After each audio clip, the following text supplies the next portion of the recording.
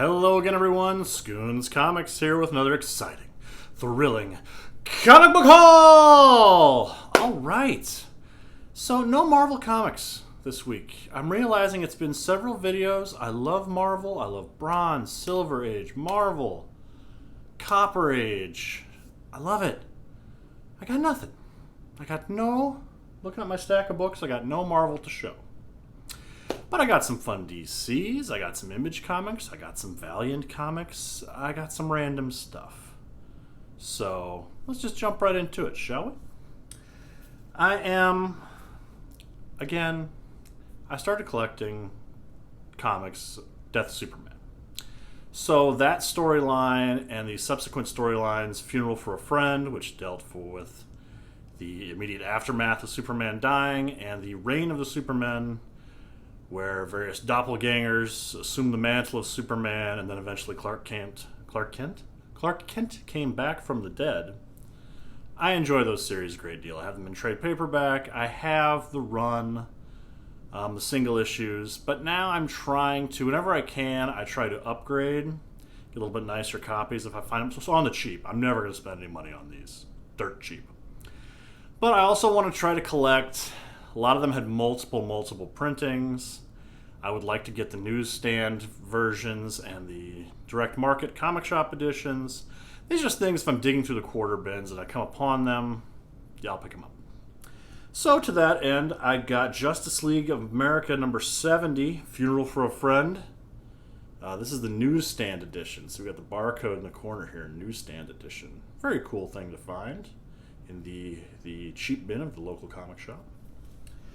And then I found, this is the comic shop edition, direct markets, Adventures of Superman 498, Funeral for a Friend Part 1. And this is the third printing. See? Numeral 3. You can sell, it's the third printing also because it has the purple for the Adventures of Superman logo. Cool book, again. Dirt cheap. I'll pick it up. And then I found, I see lots of videos, and I found one of these books in the wild a little bit ago. Comics that have the DC Universe variant, the DC Universe logo in the bottom corner. In theory, rarer. Some are not so rare, but there are many that are harder to come by. So anytime I find these in the quarter bins, I'll pick them up. And I happened upon Superman 91, and it is the DC Universe variant. So like I say, anytime I can find it, it's just kind of an odd little cool thing to collect. Yeah, fun book. My love of terrible Image comics from the early 90s, I just can't help myself. I find these books, my local comic shop especially, I assume he'd like all these comic shops, just has a ton of these things sitting in the back room somewhere. And every so often they trickle into the quarter bin. And I find them and I smile and I say, okay, that can come home and live with me. I think it was last video I showed, a couple of videos ago, Union number 1. Well, here's Union number 2. Mark Texiera cover. I always enjoy his cover work.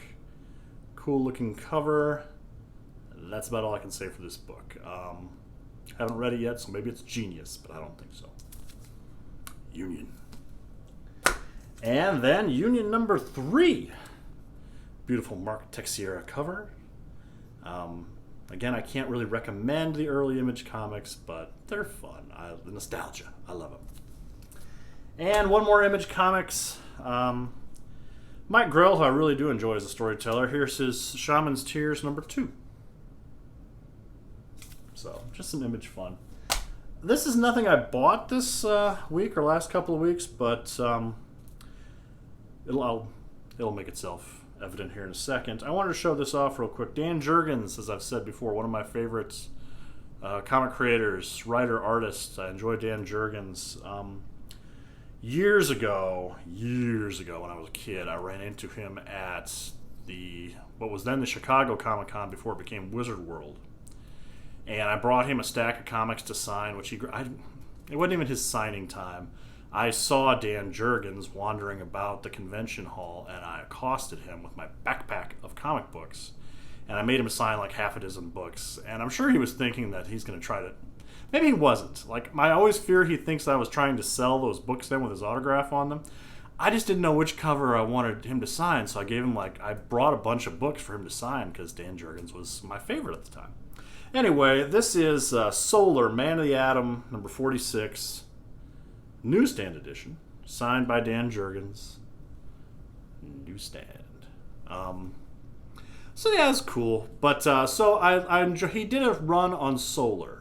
Valiant Comics got purchased by Acclaim, the video game company, and they had an event called Birthquake. Terrible name, I know.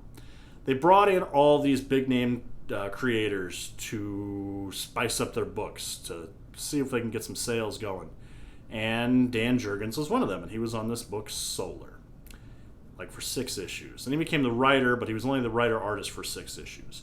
I had the 6-issue run. They got destroyed. I used to have a little dog, sweet little dog, but I foolishly, not used to having a dog, I left my comics out, those comics in particular, out one day, and the sweet little dog decided those looked tasty. So those got chewed up pretty good. So I've always been on the lookout for the quarter bins. If I find this run of Solar, I'd pick it up. And by God, I found the run of Solar. So here's another copy of 46, not signed, but Solar, Man of the Atom 46. And Solar, Man of the Atom 47. This is not the best Dan Jurgens work, but it's still fun. It's still a cool story. And then we got Solar, Man of the Atom number 48. Newsstand edition. These are weird because both the comic shop and the newsstand edition just have the barcode, but here it says very clearly Newsstand edition. Weird, huh? And then 49, also a newsstand edition. And then 50, sorry, the phone looked a little weird there. 50, direct sales to the comic shop. I like that cover, though. See, it just says direct sales. Kind of weird.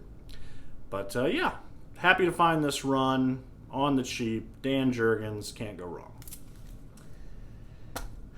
A couple of new books I bought. I don't buy a lot of new comic books. They're too dang expensive. I don't want to spend the money. I can find, look at all the stuff I found in the quarter bins. Yes. But Walking Dead, spoiler alerts, came to an end. It's a series that I've been following via trade paperback. I'm not caught up at all. I kind of lost interest. I just haven't followed. I've watched the show. I'm like one of the few people that still watch the show. I say that, I know it's still popular, but it feels like nobody watches that show anymore. Anyway, the book ended. The series ended out of nowhere, so I quickly ran out to my local comic shop and bought the last 2 issues, and they're great. So I'm just going to quick show those. Walking Dead 192. Poor Carl. Poor Carl. And 193. Big square-bound book. I think it's like 71 pages, regular cover price. Very cool thing to have. But the coolest thing I've got in the last couple weeks, found this randomly, dirt cheap. Big Jack Kirby fan. This is Amazing Heroes issue 100, celebrating Jack Kirby. This is from 1986. I have a lot of Kirby tribute books, magazines, but it's always after he passed away. So it's always people's thoughts and reflections of this icon that is no longer with us. Jack Kirby was alive and well in 1986. So there's an interview with Jack Kirby. There's tons of comic professionals giving their thoughts and opinions on Jack Kirby, and it's interesting to read these things while he was still alive. So I found this for a couple of bucks. This is a fan magazine. This is Amazing Heroes, if you're not familiar with it. Similar to Wizard and Comic Buyer's Guide. Just it would preview some upcoming issues. There'd be some articles, but this was primarily devoted to Jack Kirby. Very cool book, very cool thing to find.